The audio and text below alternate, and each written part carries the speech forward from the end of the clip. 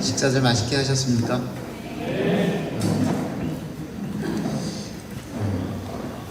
제가 프로그램을 보면서도 사회자와 소감 발표자가 한 집에 산다는 것을 전혀 깨닫지를 못했습니다. 전혀 의도한 게 아니었는데 그렇게 맞춰져서 이것 또한 하나님의 섭리가 아닌가 그런 생각을 했습니다. 두 분은 어젯밤에 잘 주무셨죠?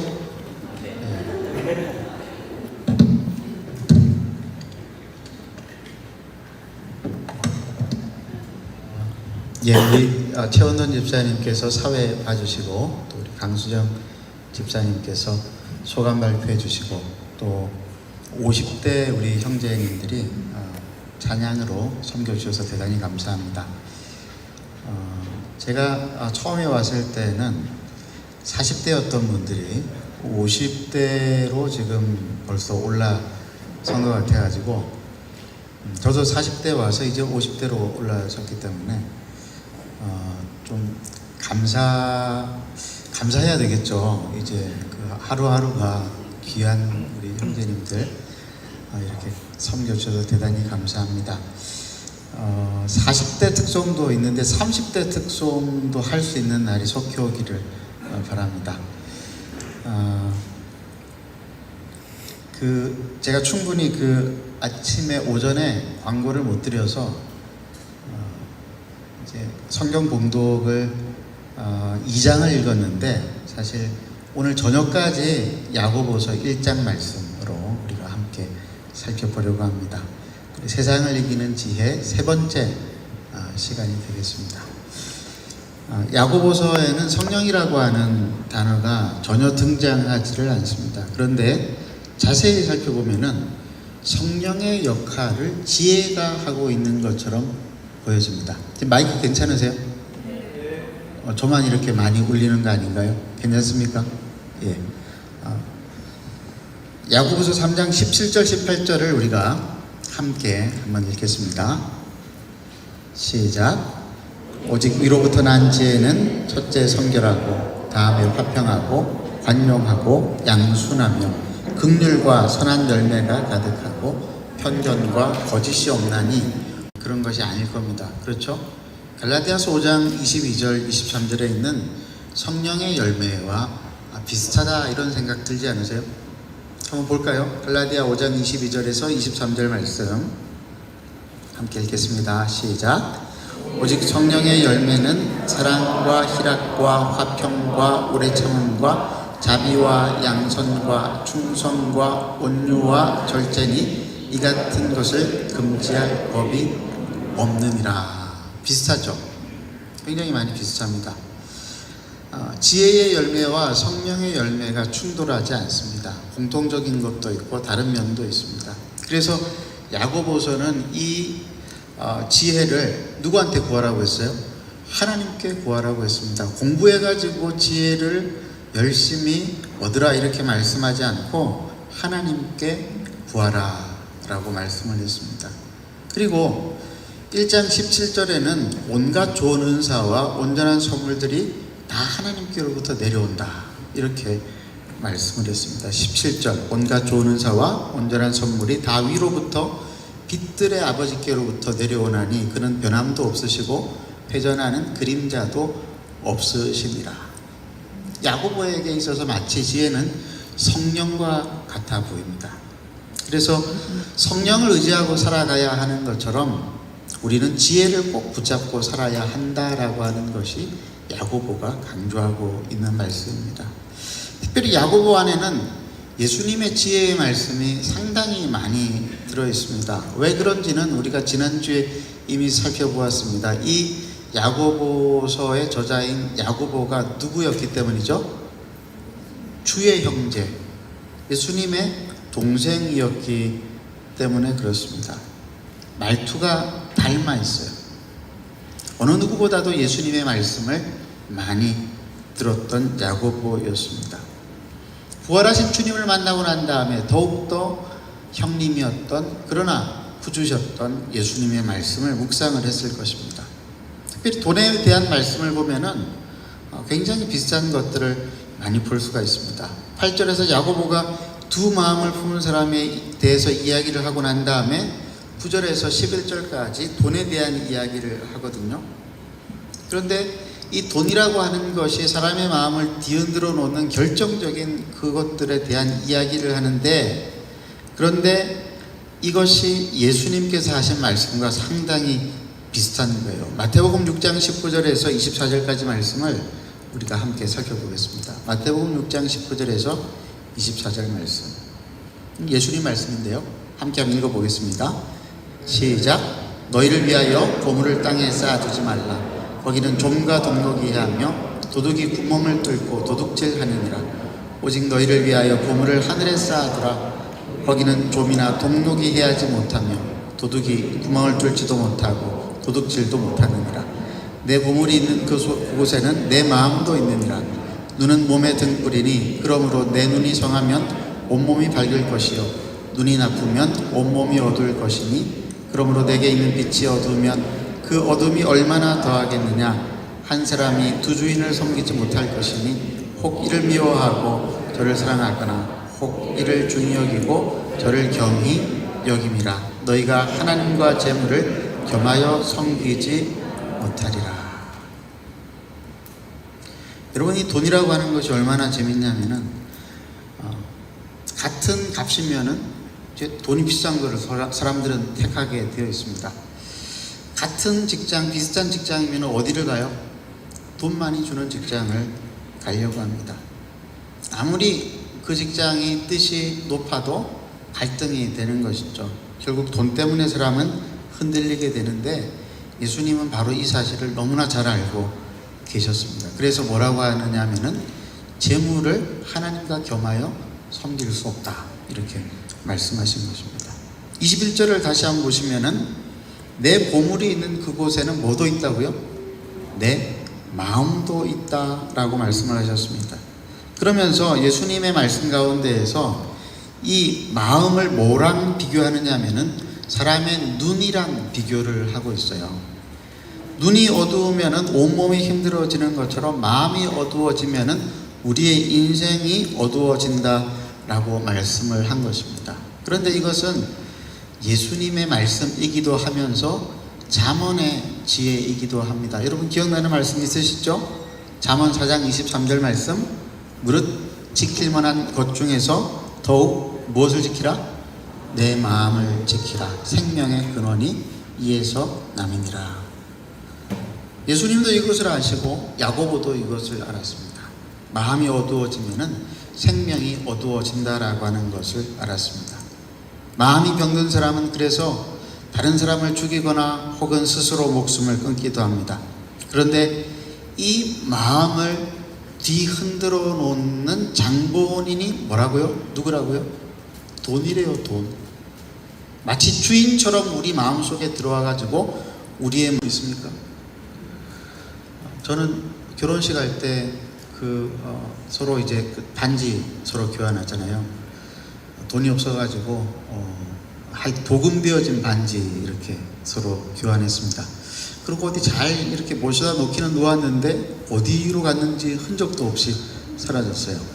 물론 이제 그게 보물은 아닌 것 같아요. 값어치로 따지면은.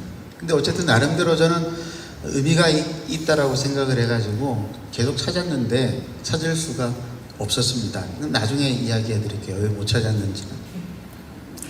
사람들이 가장 중요하게 생각하는 게 돈입니다. 보물처럼 생각을 합니다. 보물처럼 생각한다라고 하는 것은 가장 중요하게 생각한다라고 하는 것입니다. 그러므로 사람들에게 있어서 돈이란 욕망의 상징이죠. 그래서 예수님이 돈을 콕 집어서 이야기를 하시기를 돈처럼 우리의 욕망을 자극하는 이런 것들을 마음에 두면은 안 된다라고 말씀을 하셨습니다. 왜 그렇죠? 마음은 우리의 생명을 좌지우지하는 것이기 때문에 그렇습니다. 여러분들의 마음속에 보물이 있습니다. 보물처럼 생각하는 것들이 있습니다. 돈일 수도 있고 아닐 수도 있겠죠. 무엇이 여러분들의 보물입니까? 옆에 있는 분들한테 한번 질문해 보세요. 당신의 보물은 무엇입니까? 너 이렇게 말씀하지 마시고 당신의 보물은 무엇입니까? 잘 모르겠더라고 하시는 분들은 테스트를 해보면 돼요. 테스트를 해보면 돼요. 어떤 테스트냐면은 이게 없어지면은 앞이 캄캄해지는 거예요. 이게 없어지면 앞이 캄캄. 남편이 없어지면은 눈이 밝아지잖아요. 근데 이게 없어지면은 앞이 캄캄해져. 그게 보물입니다. 화재가 났을 때, 불이 났을 때 움켜쥐고 나가야 되겠다라고 생각하는 거, 여러분 당장 떠오르는 거 있어요? 그게 여러분들의 보물입니다. 마지막까지 움켜쥐려고 하는 것, 없으면 눈앞이 캄캄해지고 당황스러운 것, 내가 절대로 놓을 수 없다라고 생각하는 그것. 어떤 사람은 그게 돈일 수도 있는데, 제가 보니까 돈을 보물처럼 생각하는 분이 여기는 그렇게 많이 없는 것 같아요. 왜냐하면 여러분들은 돈 맛을 별로 못 보신 분들이라고 하는 걸 제가 잘 알기 때문에 그렇습니다.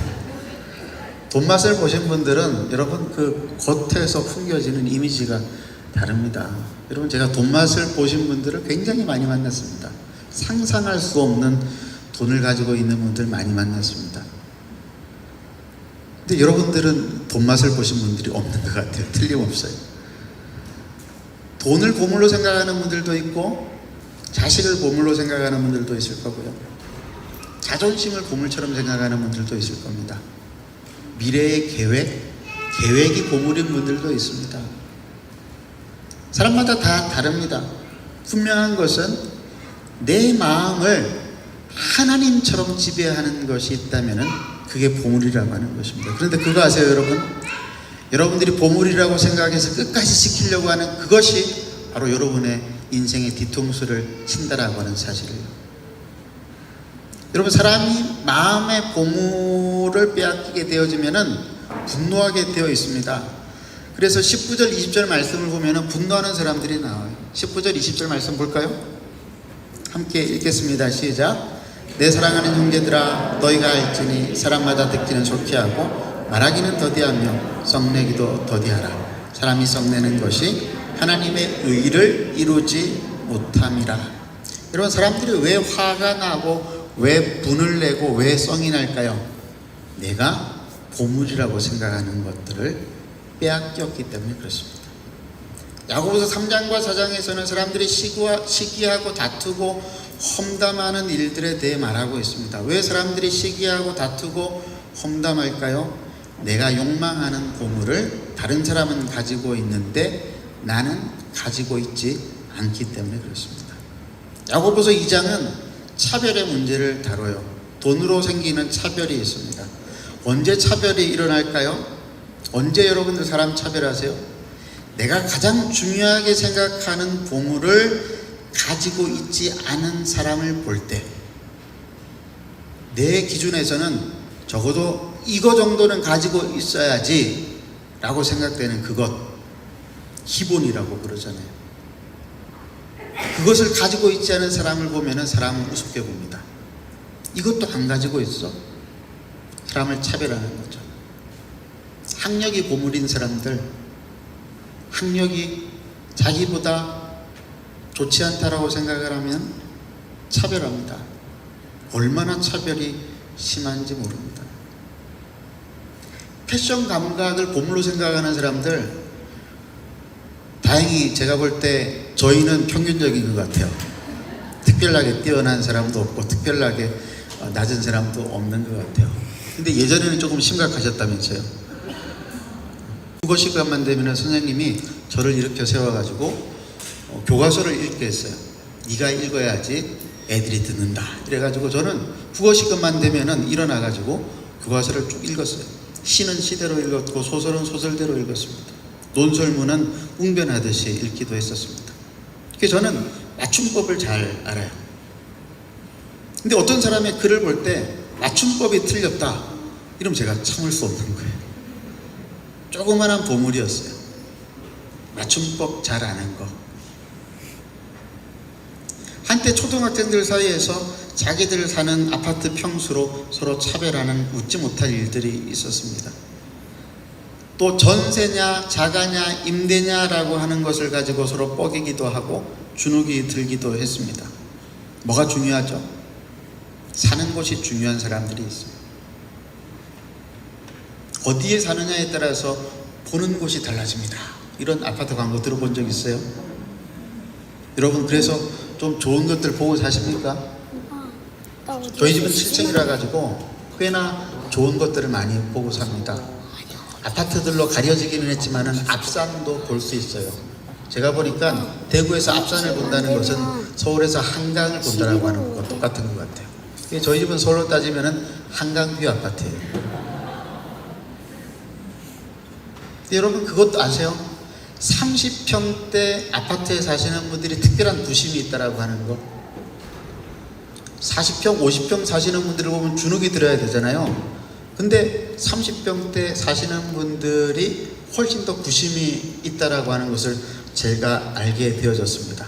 이 좁은 땅덩어리에 뭐 하는 짓이야? 40평, 50평 살고 말이지. 기준이 뭐예요? 내가 중요하게 여기는 게 기준입니다. 우리나라 사람이건 다른 나라 사람이건 간에 가장 많이 차별하는 것은 바로 돈의 유무입니다. 사람들은 돈만 가질 수 있다면 뭐든지 다 합니다. 불법도 서슴지를 않습니다. 그래서 야고보는 5장에서 불의한 부자 이야기를 꺼냈습니다. 그 부자는 자기 밭에서 일하는 사람에게 돈을 주지 않았습니다. 왜 안 줬죠? 보물은 나만 가져야 보물이니까요. 주기가 싫은 거죠. 저와 여러분이 가장 중요하게 생각하는 보물은 뭘까요? 그것 때문에 화가 나기도 하고 분노하기도 하고 감정이 상하기도 하고 다른 사람과도 다투기도 하는 그 무엇인가가 저와 여러분의 보물일 것입니다. 그런데 예수님 말씀은 뭐냐면은 그 보물을 마음속의 주인으로 삼아서는 안 된다라고 하십니다. 마태복음 6장 24절을 우리 다시 한번 읽어보겠습니다. 함께 읽겠습니다. 시작. 한 사람이 두 주인을 섬기지 못할 것이니 혹 이를 미워하고 저를 사랑하거나 혹 이를 중히 여기고 저를 중히 여김이라. 너희가 하나님과 재물을 겸하여 섬기지 못하느니라. 돈이 마음의 보물이라고 생각하는 사람, 명예가 마음의 보물이라고 생각하는 사람, 통일시해요. 돈이 없으면 정체성이 무너집니다. 명예가 떨어지면 더 이상 살아갈 수가 없습니다. 그래서 마음의 보물을 다른 말로 뭐라고 불러요? 우상이라고 부릅니다. 우상도 나름대로의 종교 시스템이 있습니다. 우상도 사람에게 만족을 주거든요. 여러분, 돈이 주는 만족감을 알고 계시죠? 돈 한번 제대로 써보면은 이래서 사람들이 돈을 쓰는구나 라고 하는 것을 알게 됩니다.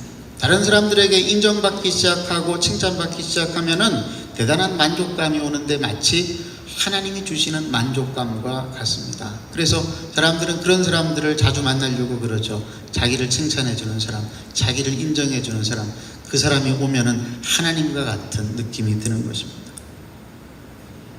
우리가 거기에 길들여질 때 그 우상이 우리 마음속으로 헤집고 들어와서 우리를 다스리고 통치합니다. 결국 내가 생각하고 욕망하는 바로 그 마음의 보물이 우리의 주인이 되어버리는 상황이 오는 것입니다. 야고보가 지금 이것을 지적하는데 안 믿는 사람들에게 이 말을 하고 있는 것이 아니에요. 믿는 사람들입니다. 흩어져 살아가는, 신앙을 고백하며 살아가는 흩어진 12지파, 흩어진 그리스도인들에게 너희의 마음의 주인으로 자리 잡고 있는 보물로 생각되어지는 그 우상은 무엇인가라고 우리에게 질문을 하는 것입니다. 문제가 많았거든요. 너희의 인생에 문제가 많이 있느냐? 그렇다면은 너희는 이미 너희의 우상들의 노예가 되어 있는 것이다. 이렇게 지금 폭탄 선언을 하고 시작을 하고 있습니다. 해결 방법이 뭘까요? 해결 방법은 한 가지. 마음속에서 그 우상을 끄집어 내려 앉혀야 됩니다. 내가 보물이라고 생각하는 것들을 내다 버려야 됩니다. 근데 잘 내다 버리지 못해요. 왜요? 이거 내다 버리면 눈앞이 캄캄해지거든요.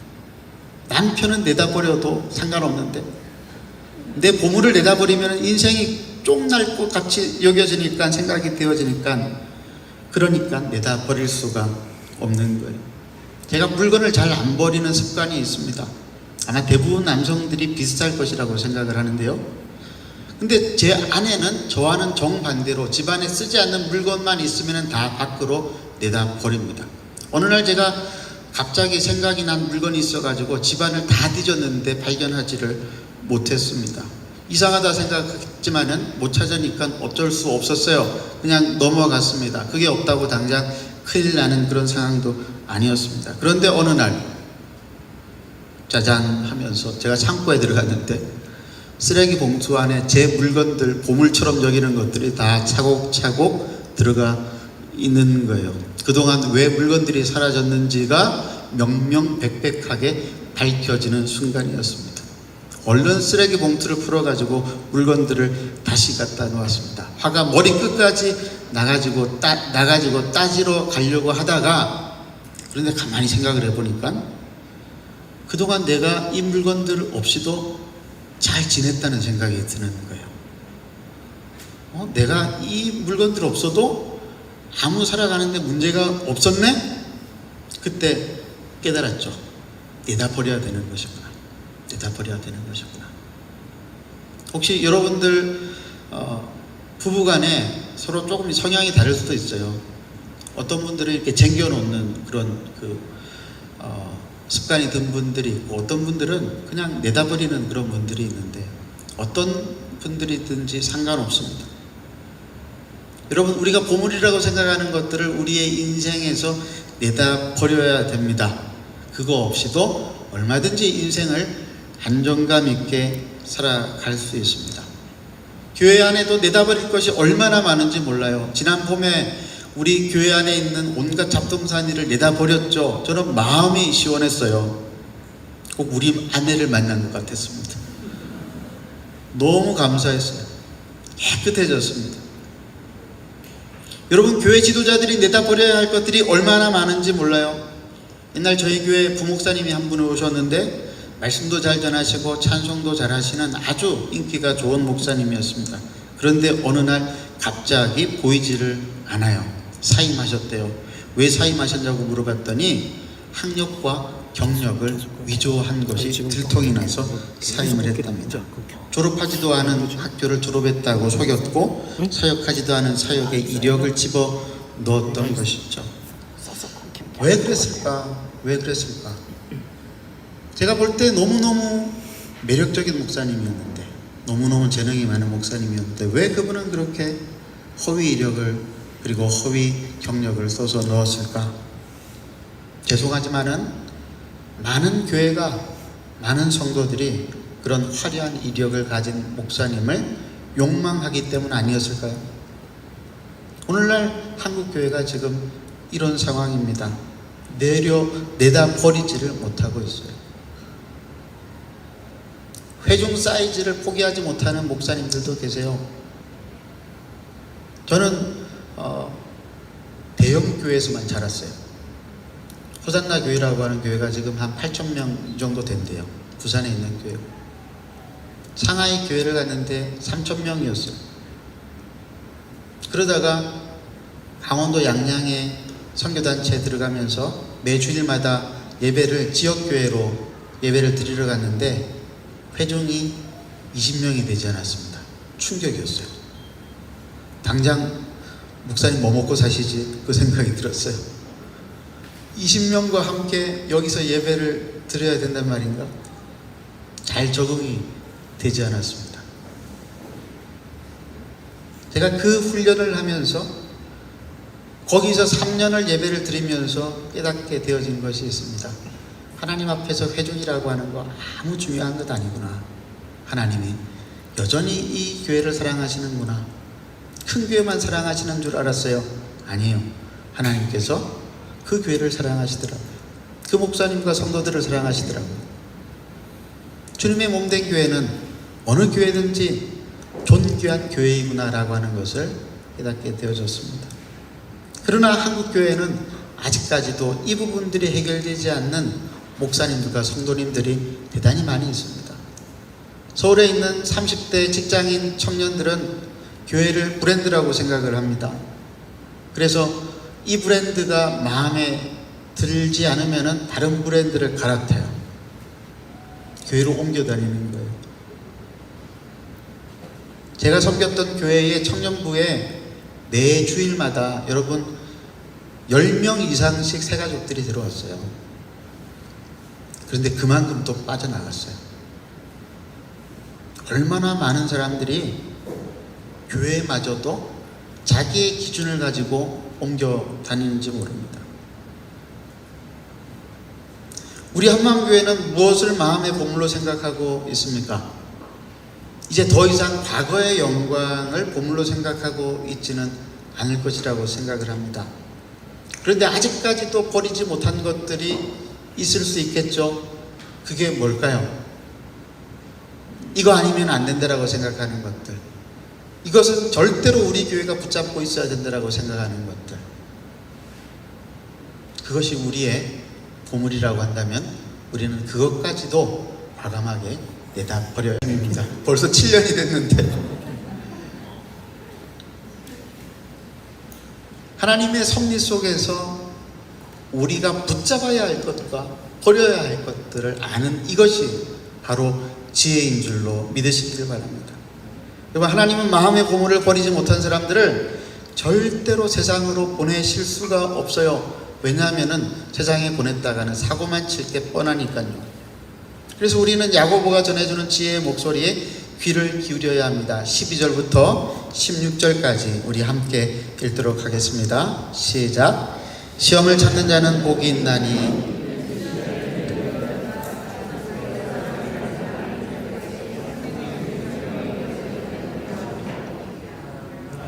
시험을 받을 때 내가 하나님께 시험을 받는다 하지 말지니 하나님은 악에게 시험을 받지도 아니하시고 친히 아무도 시험하지 아니하시느니라.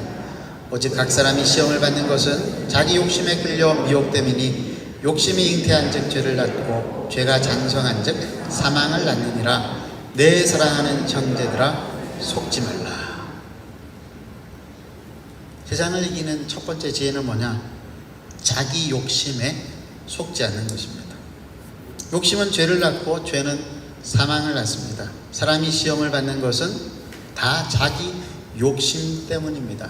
그러니 자기 욕심에 속아서는 안 되는데, 근데 우리는 얼마나 잘 속는지 몰라요. 9시 10시만 되면은 야식이 생각나는 분들 계시죠? 마음속으로 이렇게 속삭입니다. 맛있게 먹는 것은 살찌지 않아. 자기를 속입니다. 지금 먹는 건 겨우 50칼로리밖에 안 돼. 여러분, 세상은 끊임없이 이야기를 만들어내거든요. 과장된 이야기들을 만들어냅니다.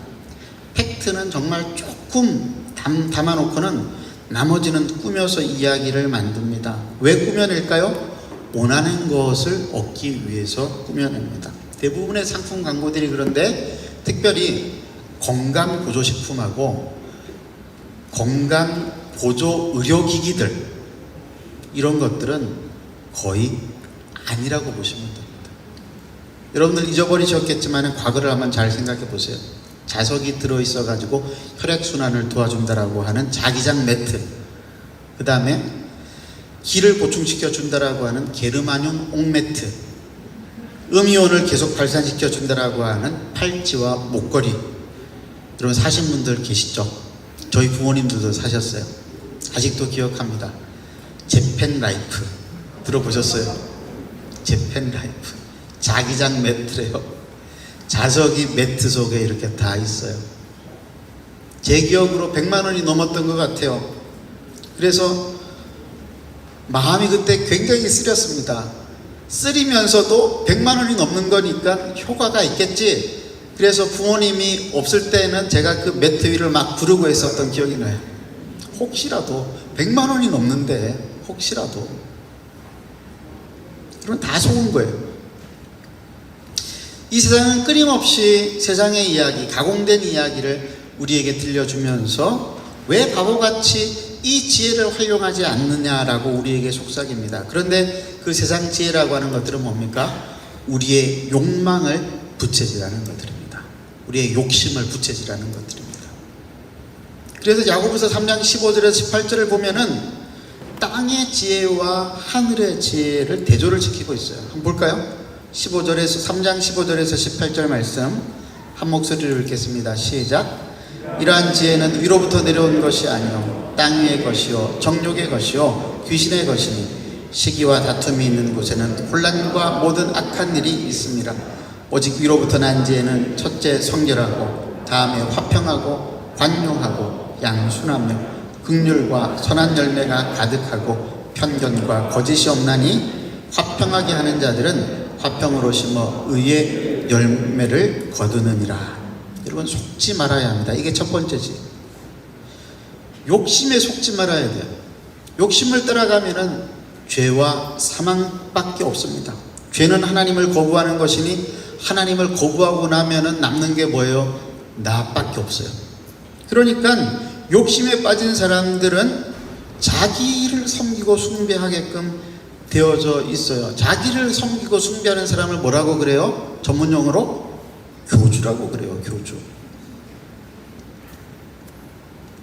여러분, 대한민국의 교주들이 얼마나 많은지 모르죠? 교주를 넘어서 하나님이라고 주장하는 사람들이 계룡산에만 24명, 설악산에만 34명. 옛날에 들었던 이야기입니다. 사이비 교주들의 특징이 있습니다. 칭찬은 아주 좋아합니다. 그런데 비난하고 지적하면 참지를 못합니다. 이단 사이비 교주들 중에서 자기 죄를 회개하는 사이비 교주 본 적 있으세요? 신천지의 이만희 교주 들어보니까 설교를 이단 사이비 설교를 제가 가끔 들을 때가 있거든요. 굉장히 야단을 많이 치더라고요.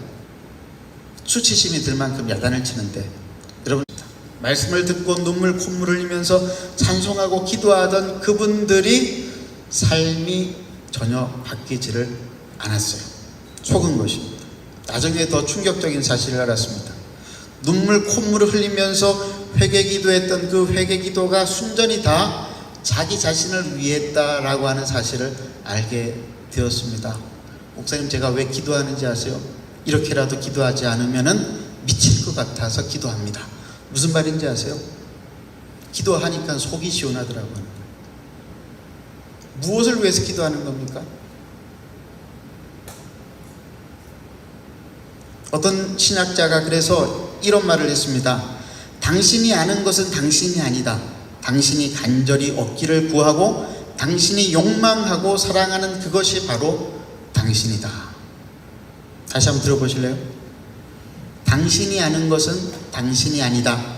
당신이 간절히 얻기를 구하고 당신이 욕망하고 사랑하는 그것이 바로 당신이다.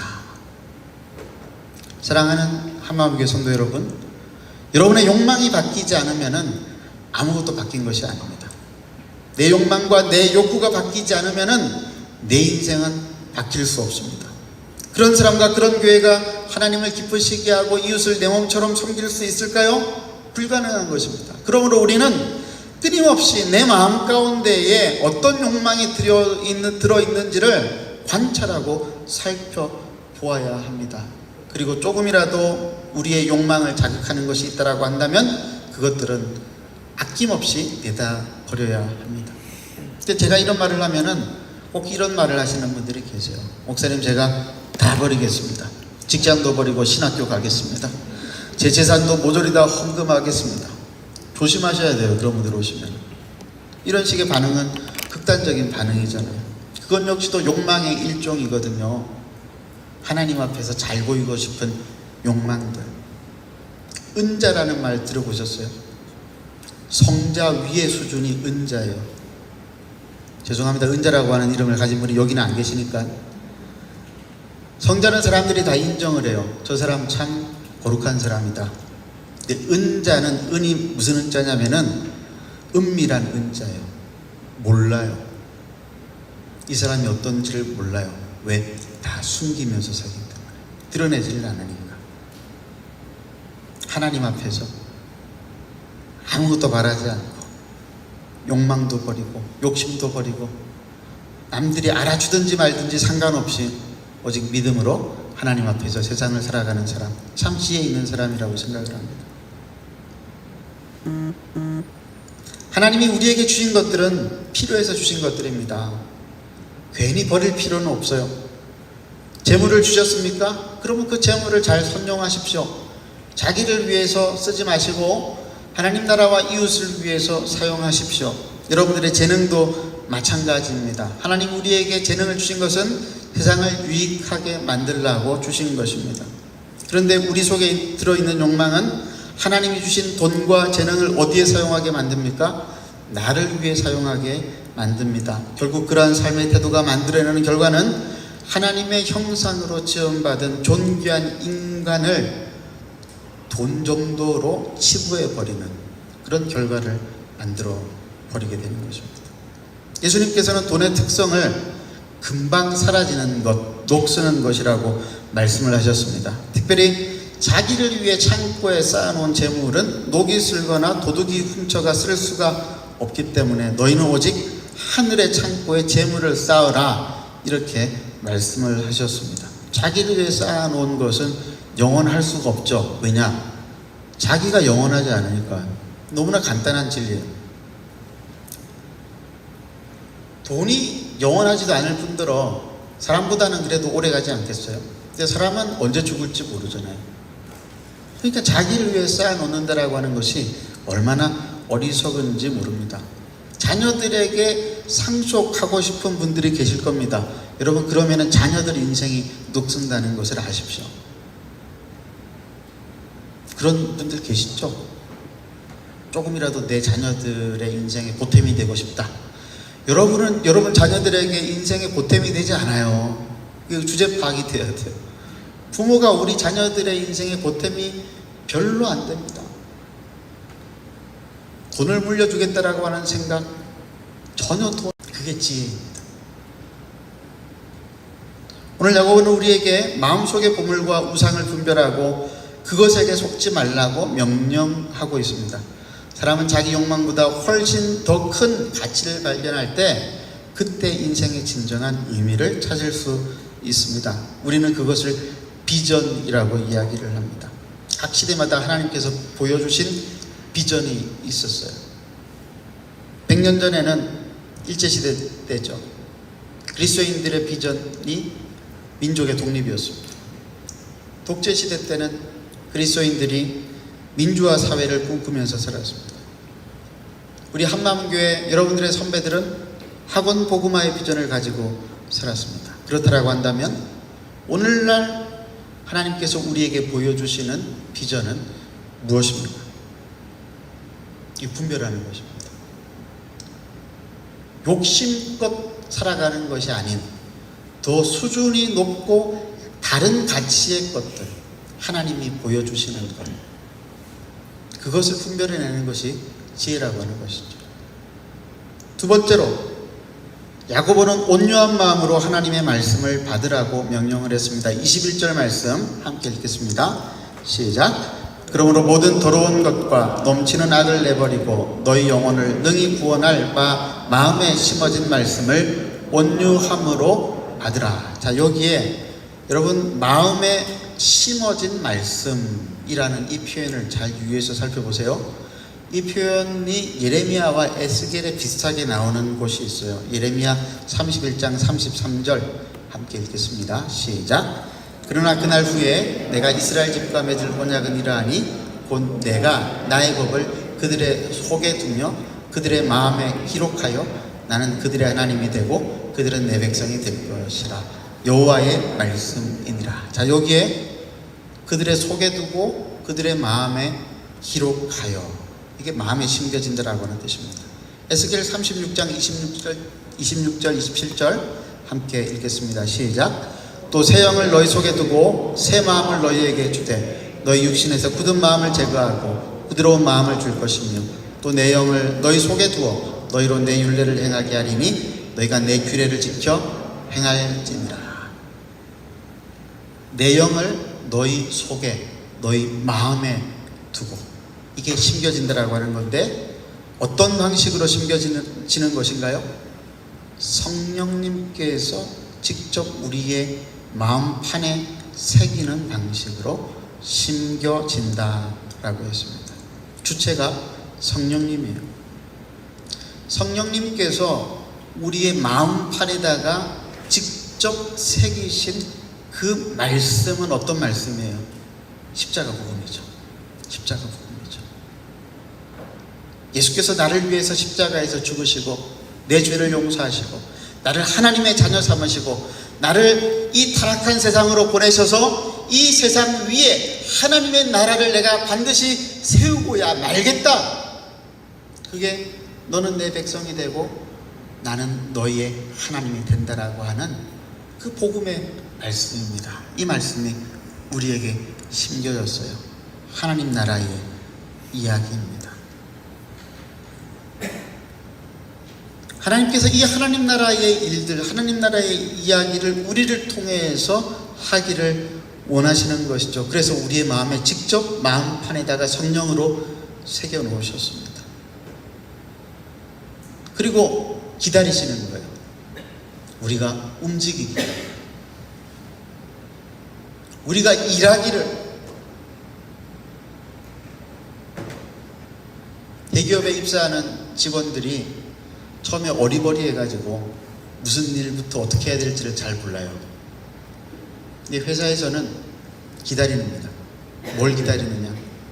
알아서 일을 할 때까지 계속 기다려주는 거예요. 왜 뽑았겠어요? 그 신입사원들을 통해서 회사가 목표로 하는 원대한 계획을 이루기 위해서 그 신입사원들 뽑은 거 아닙니까?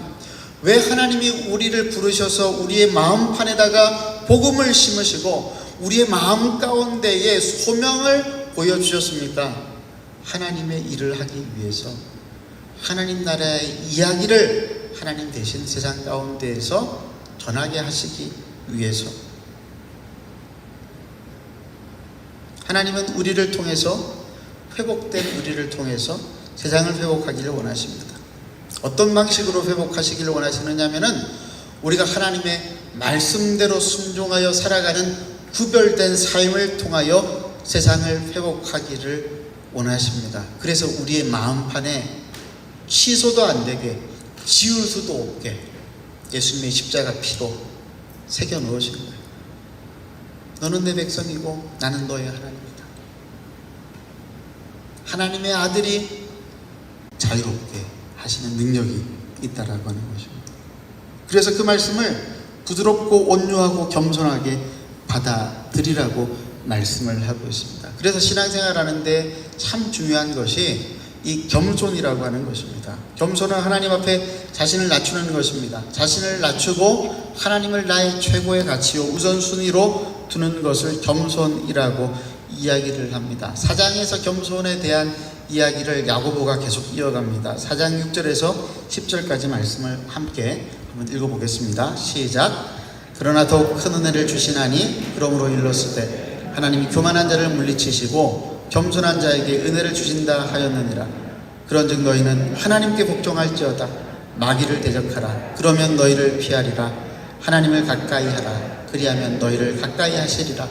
죄인들아 손을 깨끗이 하라. 두 마음을 품은 자들아 마음을 성결하게 하라.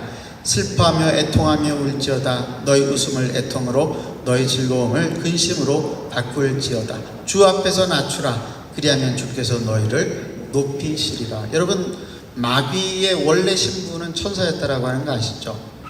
제가 이런 말을 해주면은 깜짝 놀래요. 저희 집 아이들이 예전에 어릴 때 리니도 놀랐어요. 마귀가 천사였다고? Unbelievable, 믿을 수 없어요. 그러면서 마귀가 천사였어요. 그런데 하나님 되려고 반역을 해서 쫓겨났습니다. 그게 마귀죠. 그리고 그 함께 쫓겨난, 루시퍼와 함께 쫓겨난 그 천사들, 타락한 천사들이 귀신이 되었습니다. 죽은 사람이 귀신이 된 게 아니에요. 이 마귀를 대적해야 되는데, 여러분, 마귀의 특징이 뭐냐? 교만이거든요. 그래 하나님을 대적하다가 쫓겨난 거 아닙니까? 그러니 마귀를 대적하라고 하는 말은 교만을 물리치고 하나님 앞에 겸손하라고 하는 말입니다. 우리가 하나님의 말씀을 들을 때 겸손하게 들어야 됩니다. 하나님의 말씀을 들을 때 겸손하지 않은 나의 모습을 발견할 때가 있습니다. 언제인지 아세요? 말씀이 선택적으로 들릴 때, 말씀을 선택적으로 들릴 때 어쩔 수 없어요. 듣기 좋은 말만, 말씀만 듣는 겁니다. 듣기 좋은 말씀만 좋아하는 것입니다. 여러분들 요절이 있으시죠? 인생 요절. 너무 인생 요절에만 매이시면 안 돼요. 잘못하면은 그 인생 요절이 여러분들의 인생을 요절낼 수도 있습니다. 여러분, 이 50대의 아재 개그를 받아주신다니 여러분 대단히 수준 높으시군요. 모든 하나님의 말씀을 온전하게 받아야 됩니다. 겸손하게 받아야 됩니다. 예수님께 주여 주여 하는 사람들이 있었습니다. 예수님께서 그들에게 하신 말씀이 뭡니까? 나더러 주여 주여 하는 자마다 다 천국에 들어갈 것이 아니요 다만 하늘에 계신 내 아버지의 뜻대로 행하는 자라야 들어가리라. 주여 주여 하는 사람들의 특징이 뭔지 아세요? 자기 좋을 때만 주여. 자기 좋을 때만 주여. 자기 좋은 말씀만 골라서 듣는 겁니다. 참 무서운 일입니다. 우리는 마음속에 심겨진 하나님의 말씀을 온유한 마음으로 겸손하게, 그리고 그 말씀이 내 인생 가운데에서 실천되어지기를 간절히 바라면서 살아야 합니다. 그래야지 우리의 영혼이 구원받을 수 있습니다. 야고보가 볼 때에 사람들이 그렇게 살지 못하고 있어요. 그래서 야고보 시대에 교회들이 어려움이 많았습니다. 다 지옥에 살고 있는 것처럼 보였습니다. 모두가 욕망에 빠져서 그 욕망을 충족시키지 못하니 썽을 내고 다투고 살아갑니다. 부자들은 가난한 자들을 멸시하고 가난한 사람들은 돈이 없는 것을 지옥처럼 여기면서 살아가고 있습니다. 왜 그런 상황이 지속되고 있었을까요? 예수님의 말씀을 있는 그대로 겸손하게 받지를 못하고 여전히 선택적으로 받아들이면서 자기의 욕망을 남겨놓았기 때문에 그런 것입니다. 그게 말로만 주여 주여라고 부르짖는 종교인들의 특징입니다. 목사님, 장로님, 권사님, 선교사님 할 것 없이 모두가 부동산에 목숨을 거는 나라가 우리나라입니다. 코인 한 방 기대하면서 어떻게 하면 돈 문제를 한 번에 해결할 수 있을까 골똘하게 연구하는 사람들이 교회도 수두룩 빽빽합니다. 우리의 진정한 구원, 진정한 하나님 나라가 경험되려면은 온전하게 말씀을 받아야 돼요. 싫어도 그 말씀 앞에 인내로 버티는 겁니다.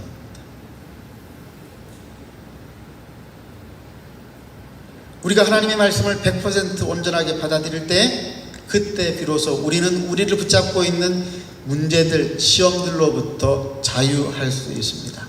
분노의 문제, 다툼의 문제, 돈 문제, 자녀 문제, 인간 관계의 문제, 여러분들이 생각하는 모든 여러분들의 인생의 문제들이 다 우리를 놓아줄 수 있게 되는 것입니다. 그래서 1장 25절에서 야고보는 자유롭게 하는 온전한 율법을 들여다보고 있는 자는 듣고 잊어버리는 자가 아니요 실천하는 자니 이 사람은 그 행하는 일에 복을 받으리라. 커피 마시다가 입맛이 안 맞으면 뱉을 수 있어요. 커피니까 뱉어도 돼요. 근데 약은, 병들에 있을 때 약은 뱉으면 안 돼요. 써도 삼켜야 됩니다. 어린아이들은 잘 못하죠. 성숙하지 못하면 안 되는 것입니다. 쓴 말씀을 삼킬 수 있어야 합니다. 그게 믿음입니다. 우상은 우리를 노예로 삼습니다. 그런데 하나님의 말씀은 우리를 자유케 합니다. 우리는 하나님의 말씀을 듣고 한순간에 자유로워지지 않습니다. 우리가 하나님의 말씀으로 자유로워지기 위해서는 긴 시간 인내하면서 훈련을 해야 합니다. 수영을 배우는 것하고 비슷한 것 같아요. 동영상으로 수영하는 법을 배웠다라고 해서 물에 들어가는 순간 물에서 자유롭게 수영할 수 없죠. 배운 것을 물속에서 그대로 따라 해야 됩니다. 호흡법을 동영상으로 아무리 숙지했다고 해도 이미지 트레이닝을 했다고 해도 물속에 들어가서 연습하면 물이 들어와요, 안 들어와요? 들어와요. 물 들어와요. 물 먹어야 돼요. 물 먹는다고 두려워해서 물에 안 들어가면 안 돼요. 또 물에 들어가서 음파를 반복을 해야 됩니다. 수백 번, 수천 번, 수만 번을 반복을 해야지 물속에서 자유롭게 호흡하면서 수용할 수 있게 되어지는 겁니다. 말씀이 우리를 자유롭게 하는 과정도 똑같습니다. 말씀을 있는 그대로 믿고 내 삶에서 실천해야 됩니다. 그러면은 어떻게 되느냐? 물 먹습니다. 상처를 받습니다. 고난을 겪기도 합니다. 어느 한 공무원 청년이 시험이 들었어요. 직장에 딱 들어갔는데, 꿈에 그리던 직장에 들어갔는데, 근무하지도 않은 시간에 카드를 찍으면은 수당이 들어온다면서요. 그렇대요. 그 직장은 다 하는데 갈등이 된 거예요. 이거는 정직하지 못한 것인데, 나는 그 시간에 일을 안 했는데. 온갖 회유와 협박을 당했습니다. 야, 이거 원래 이런 거야. 네가 안 하면 우리가 어떻게 되니? 나중에는 협박을 하죠. 너 혼자 잘났느냐? 너 혼자 정직하냐? 어떻게 해야 됩니까? 참 어려워요. 그 친구 그 이야기할 때 참 저도 난감했어요. 잘못하면 왕따당할 수 있는 거잖아요. 하나님을 믿음으로 네가 한번 최선을 다해봐라, 그렇게 이야기했습니다. 어떻게 됐는지는 잘 모르겠어요. 아마 최선을 다했을 겁니다. 믿음으로 최선을 다했을 겁니다. 여러분, 우리가 완전할 수 없지만은, 완벽하게 하나님 말씀대로 살 수 없지만은, 그러나 최선을 다해서 믿음을 가지고 말씀을 있는 그대로 받아들이고 그 말씀대로 살아내기 시작하면은 어느 순간부터 우리가 세상으로부터 자유롭게 되어지는 것을 경험할 수 있습니다. 더 이상 돈 문제 때문에 마음이 흔들리지 않습니다. 대출이 거절당해도 하나님의 방법이 있을 거라고 하는 믿음이 왠지 생깁니다. 인간관계의 문제에서, 건강의 문제에서, 자녀의 문제에서, 모든 우리의 인생의 문제 가운데에서 하나님의 말씀을 따라 살아가게 되어질 때에 그 말씀이 살았고 운동력이 있기 때문에 우리의 인생을 자유케 한다고요. 그게 자유케 하는 율법의 말씀이라고 야고보가 이야기하고 있는 것입니다. 세상이, 사람들이 우리에게 기대하는 것은 바로 이런 것이죠. 완벽을 기대하지 않아요. 여러분, 세상 사람들이 똑똑합니다. 사람이 완벽하지 않다라고 하는 거 다 알아요. 크리스찬들이 이렇게 위로해 줄 때가 많아요. 우리 모두가 죄인이야. 여러분, 안 믿는 분들한테 그런 위로 받아 보셨어요? 그래, 우리 모두가 다 죄인이야. 주님이 용서해 줄 거야. 안 믿는 사람이 그 이야기를 해요. 인생 힘들다라고 하는 거 다 안다라고 하는 거죠. 다 이해한다라고 하는 겁니다. 그런데 그런 중에도 그들이 우리에게 기대하는 게 뭔지 아세요? 우리가 멋있게 사는 것을 기대하는 거예요. 사람 눈치 안 보고 정직하게 살아가는 거 기대하는 겁니다. 하나님의 말씀대로 살아갈 때에 역경을 이겨내고 하나님이 주시는 은혜를 맛보고 기죽지 아니하고 눈치 보지 아니하고 당당하게 살아가는 우리 모습을 기대하는 겁니다. 완벽하기를 기대하는 게 아니에요. 믿음으로 우리가 최선을 다해 살아가는 것을 기대하는 겁니다. 왜? 그들은 그렇게 살 수 없으니까. 그들은 믿음이 없잖아요. 어떻게 저 사람은 나하고 똑같은 환경에서 저렇게 당당하게 살아가지, 기죽지 않고 살아가지, 상사 눈치 보지 않을 수 있지? 그때 우리가 이렇게 대답을 해줘야 되는 겁니다. 그건 말이야, 내 밥부터 먼저 사야 되지 않겠어? 이러면서 예수 그리스도, 그분이 누구신지, 하나님의 말씀의 능력이 무엇인지를, 우리의 소망의 이유를 밝히 드러내어 주어야 하는 것이죠. 세 번째 지혜는 뭐냐면, 그렇기 때문에 우리가 시험을 당할 때에 온전히 기쁘게 여기는 것이 세 번째 지혜예요. 2절 말씀을 함께 읽겠습니다. 시작. 내 형제들아, 너희가 여러 가지 시험을 당하거든 온전히 기쁘게 여기라. 시험을 당하면 사람들은 믿음의 시련을 인내로 견디기도 하지만 많은 경우에는 욕심을 따라 죄를 짓습니다. 그러나 어느 경우라도 하나님은 그 시험을 통과하는 우리를 성숙으로 이끄실 계획이 있으세요. 계획이 있다라고 하는 말이 얼마나 참 위로가 되는 말씀인지 몰라요. 나 너에 대한 계획이 있어. 이게 스토커처럼 들리면 안 되지만 너 인생을 내가 항상 지켜보고 있고 너 인생에 대한 AS를 내가 항상 준비가 되어 있고 너 인생을 내가 항상 응원하고 있어. 이게 위로죠.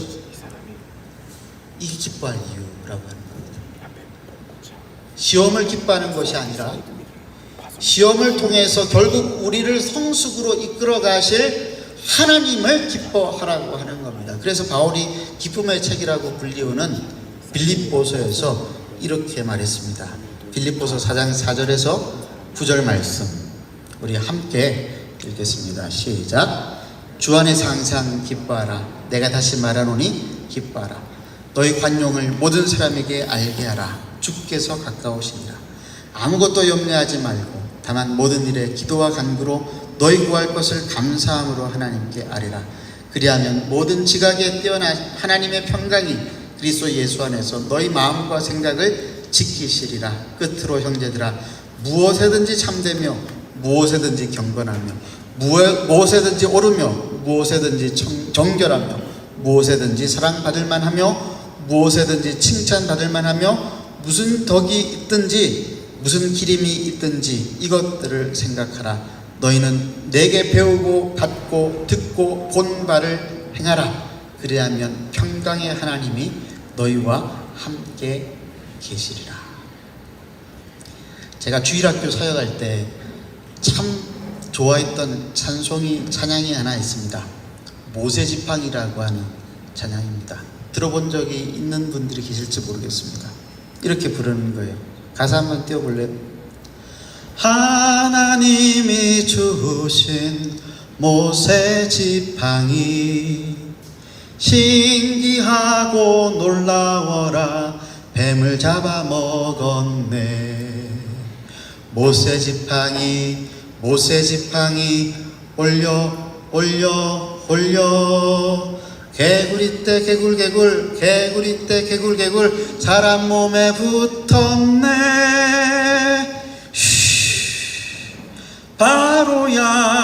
바로야 늦기 전에 정신 차려. 10조 한번 같이 한번 불러볼까요?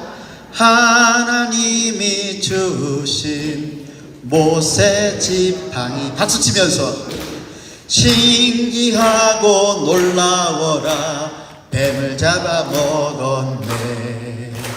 모세지팡이 올려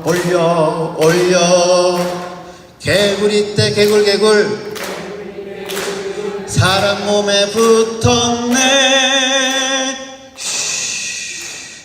바로야 늦기 전에 정신 차려. 2절 하나님이 주신 모세지팡이 신기하고 놀라워라. 뱀을 잡아먹었네.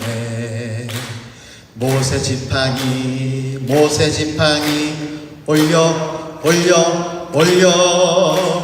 파리떼가 바글바글 사람 몸에 붙었네. 바로야 늦기 전에 정신 차려. 바로야 늦기 전에 정신 차. 바로 너야 늦기 전에 정신 차려. 박수 안 치세요? 제가 오랜만에 집회를 인도하다 보니까 1시간을 넘게 해야 되는데 이 시간쯤 되면 틀림없이 좋을 것이다. 꼭 그런 이유만은 아니고 제가 이 찬양을 좋아하는 이유가 있습니다. 모세지팡이라고 하는 거 그냥 나무 지팡이잖아요. 근데 하나님께서 그 지팡이를 놀랍게 사용하시잖아요. 모세를 사용하시는 것처럼. 모세가 어떤 사람입니까? 이집트 왕자로 40년을 살다가 나름대로 자기가 계획하고 한 일들을 실행했다가 그냥 짜그러져 버렸어요. 미디안 총구 속에 들어가가지고 내 인생은 이제 끝났다. 포기하고 자포자기하고 살고 있었습니다. 그런데 40년이 지나고 80이 되었을 때에 하나님께서 떨기나무 속에서 모세를 부르셨습니다. 그리고 이 모세를 얼마나 멋지게 사용하세요. 그 천하의 바로가 이집트의 왕이 꼼짝없이 무릎을 꿇을 수밖에 없었습니다. 여러분, 하나님께서 우리 인생 가운데 시험을 두실 때가 있습니다. 그런데 하나님은 어떤 하나님이신가? 우리의 시험에 대한 계획이 다 있으시대요. 우리의 실패도 사용하신대요. 그게 하나님의 전지전능함이잖아요. 우리는 방향을 도무지 알 수가 없는데 하나님은 다 아신대요. 우리의 지도를 가지고 계십니다. 그 하나님을 믿고 그 하나님을 온전히 기쁘게 여기면서 살아가는 이것이 바로 우리가 인생을 살아가는 지혜인 줄로 믿습니다. 여러분, 아멘이세요? 우리 이 지혜로 살아가야 되는 겁니다. 그래서 어떤 분이 이렇게 말했습니다. 잘 들어보세요. 하나님은 여러분이 원하지 않는 곳으로 여러분을 데리고 가십니다. 왜냐하면 하나님은 여러분을 하나님의 형상으로 지음받은 성숙한 백성으로 다듬어 가기를 원하시기 때문입니다. 그것은 여러분 스스로 할 수 없는 일입니다. 그것은 오직 전능하신 하나님만이 하실 수 있습니다. 여러분, 사람이 자기를 스스로 절대로 못 고치잖아요. 내 옆에 있는 사람이 나를 고쳐줄 수 있을까요? 불가능하잖아요. 아까 우리 강수정 집사님 이야기 잘 들었잖아요. 안 고쳐져요. 어떻게 해야 돼요? 내 마음이 고쳐져야 돼요. 내 마음이 고쳐져야 돼요. 강 집사님, 최 집사님 이야기가 이분들만의 이야기겠어요? 저희 부부의 이야기이기도 해요. 여러분들의 이야기입니다. 안 고쳐집니다. 누가 고칩니까? 하나님만 고치시는 것입니다. 어떤 방식으로 고치십니까?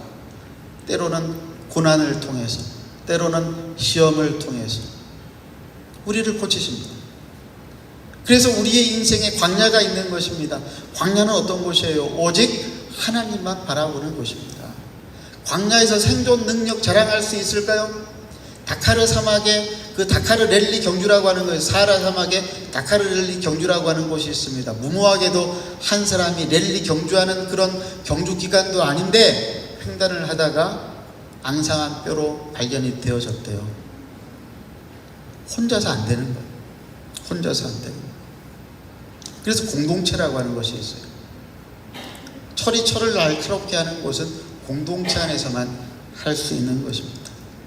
여러분 주변에 있는 분들이 여러분들에게 하시는 말씀들을 잘 들으셔야 돼요.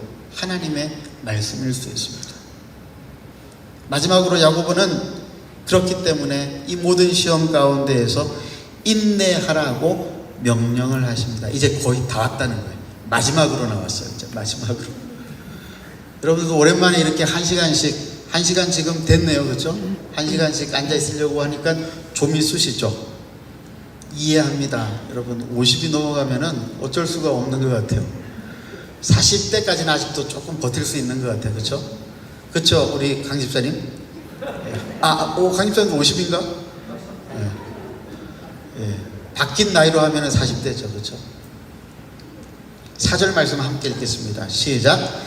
인내를 온전히 이루라. 이는 너희로 온전하고 구비하여 조금도 부족함이 없게 하려 함이라. 인내라고 하는 말은 여러 가지를 전제로 하는데 첫 번째 전제는 뭐냐면은 과정이 있다는 겁니다. 한 번에 되지 않는 거예요.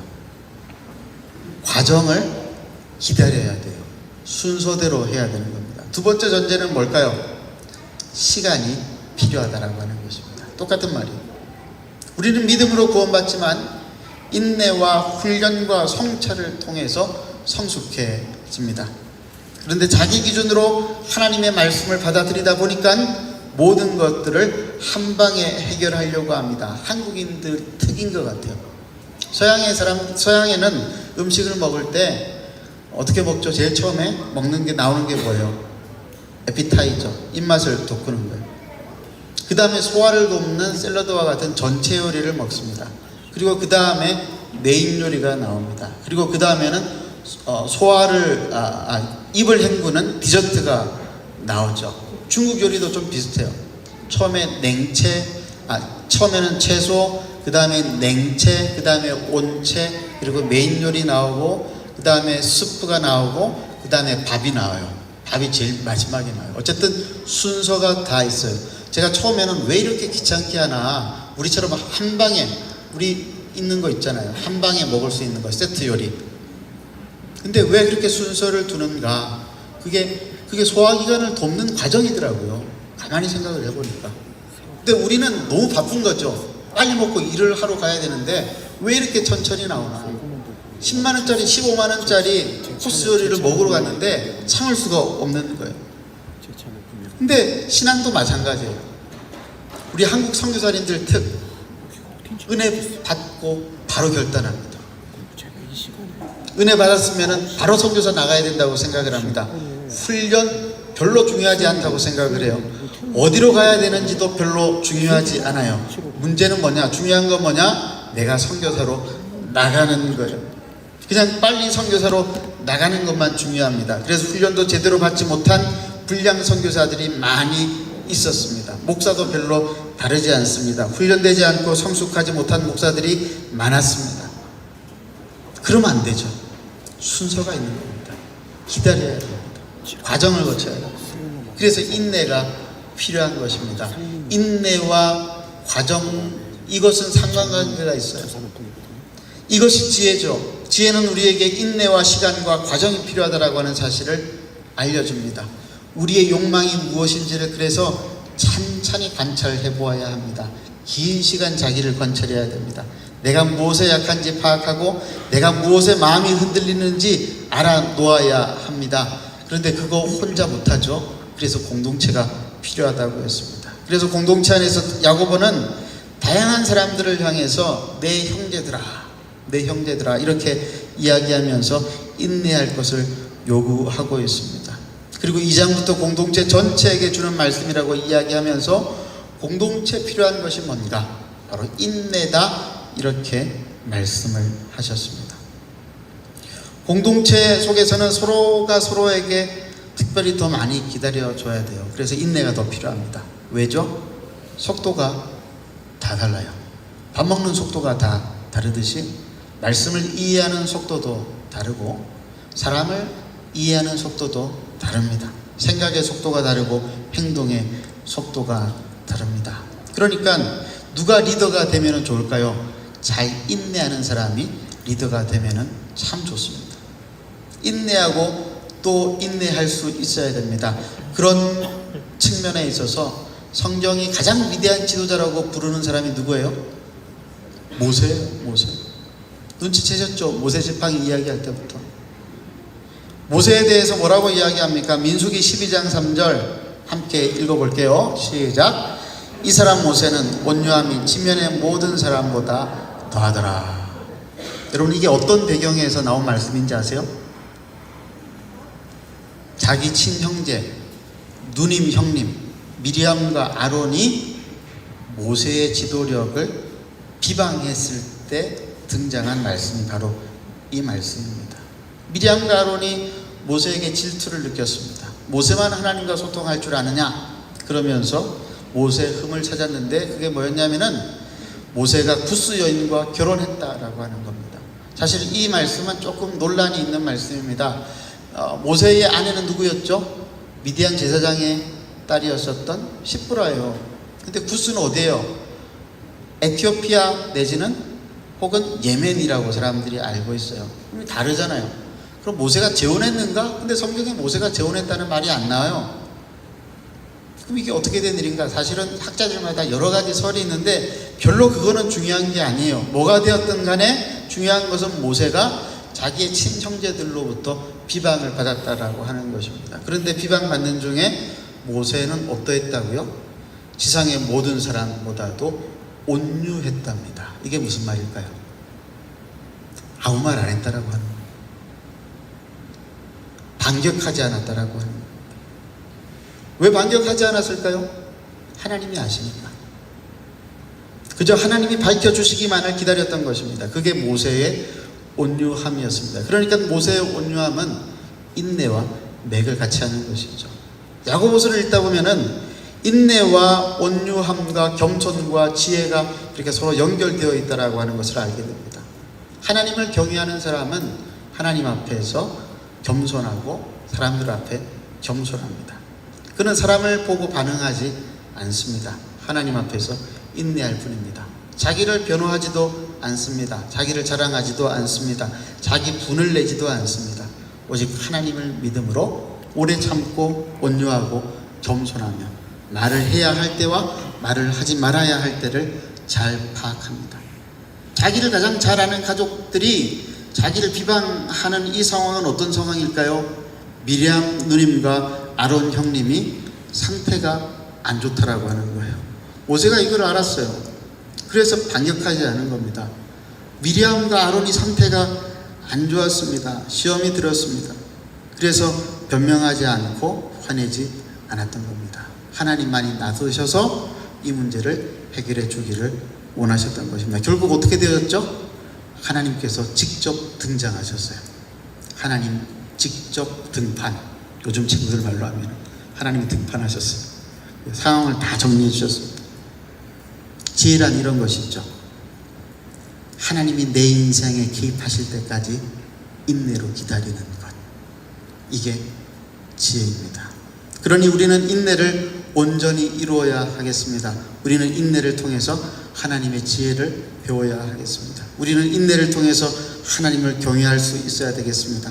우리는 인내를 통해서 사람을 얻을 수 있어야 되겠습니다. 우리는 인내를 통해서 온전하고 구비하여 조금도 부족함이 없는 성숙함까지 나아가야 하겠습니다. 사랑하는 성도 여러분, 우리 한마음교회는 세상으로부터 부름받아 세상으로 보냄을 받는 주님의 몸된 교회입니다. 세상의 이야기를 하기 위해서 보냄받은 것이 아니라 하나님 나라의 이야기를 하기 위해 보냄받았습니다. 여러 가지 시험을 만났습니까? 온전히 기쁘게 여기십시오.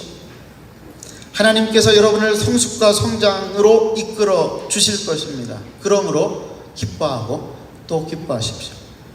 우리 마음속의 욕망이 무엇인지, 왜 우리가 그 욕망을 내려놓지 못하는지를 끊임없이 살피고 성찰하십시오.